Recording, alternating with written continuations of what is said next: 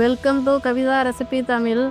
இன்றைக்கி பார்க்க போகிற ரெசிபி எக் ஃப்ரைட் ரைஸ் வந்து ஹோட்டல் சுவையில் வீட்டிலையே எளிமையாக எப்படி செய்யலாங்கிறத பார்க்கலாம் வாங்க.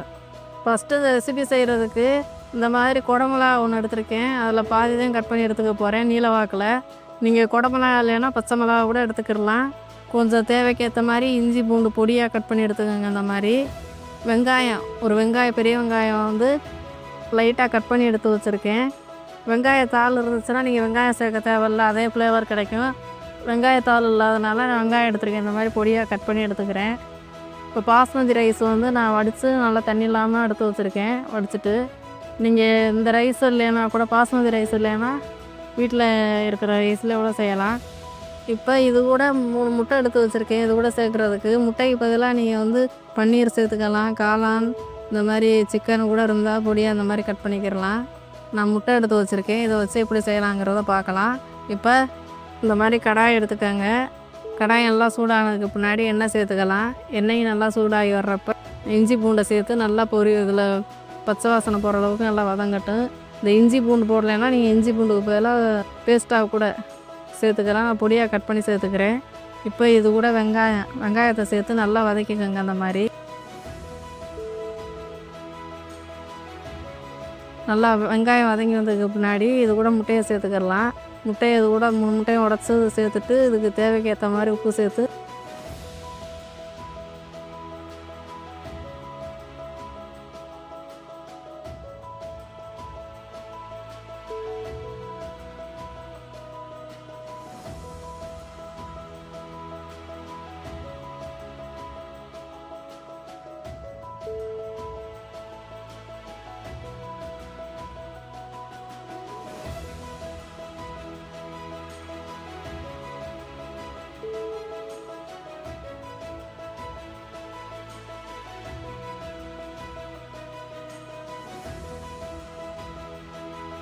நல்லா வதக்கிக்கணும். அந்த மாதிரி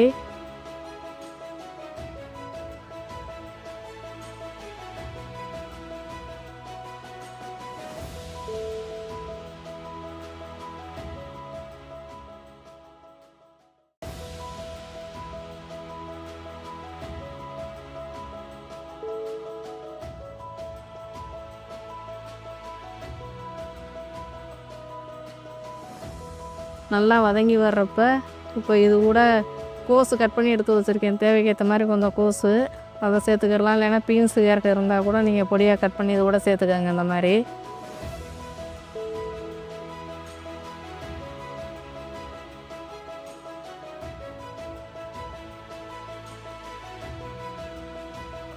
கோஸு நல்லா வேகிற அளவுக்கு நல்லா வதங்கட்டும்.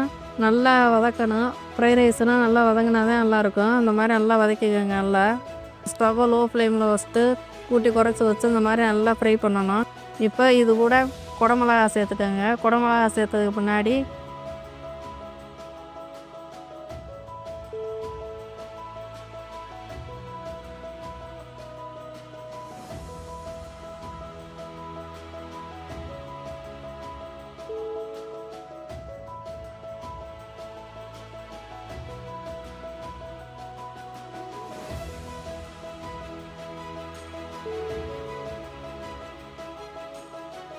ஃப்ளேவருக்காண்டி ஒரு 1/2 டீஸ்பூன் கரம் மசாலா, பெப்பர் தூள் இது கூட நல்லா தூவிக்கிடலாம்.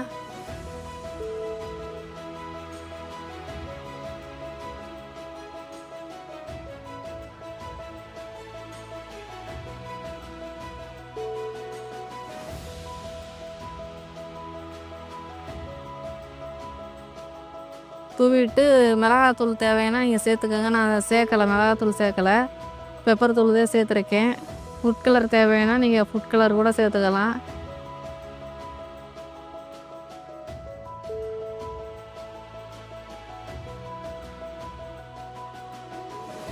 நான் எதுவுமே சேர்க்கலை, இந்த மாதிரி பெப்பர் தூள் தான் சேர்த்துருக்கேன்.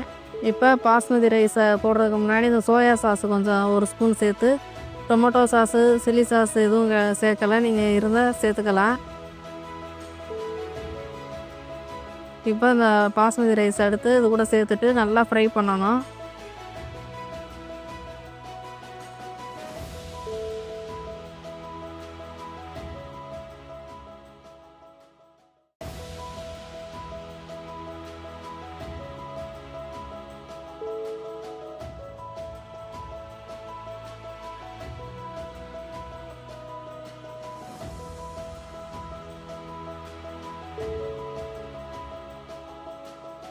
இப்போ எல்லாம் சேர்த்ததுக்கு பண்ணி தேவைக்கேற்ற மாதிரி உப்பு போட்டு நல்லா ஃப்ரை பண்ணணும்.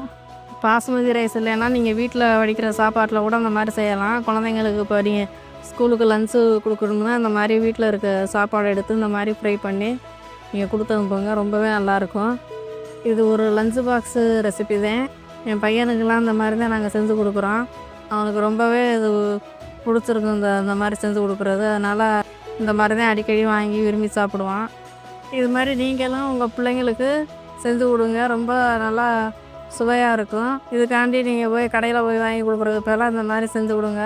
ரொம்பவே நல்லாயிருக்கும். இந்த வீடியோ பிடிச்சிருந்தா லைக் பண்ணுங்கள், ஷேர் பண்ணுங்கள், சப்ஸ்கிரைப் பண்ணுங்கள்.